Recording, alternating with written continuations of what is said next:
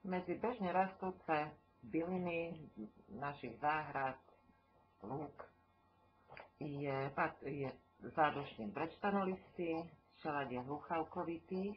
Brečtanolisty má plazivý podzemok, byl je priama, hranatá, listy sú stopkaté, protistojné, na okraji vrúbkované, srdcovitého alebo obličkovitého tvaru. Z pazúch listov vyrastajú kvety, ktoré sú rozlíšené na kalich a korunu. Koruna je fialová, päťcípa, zrastená.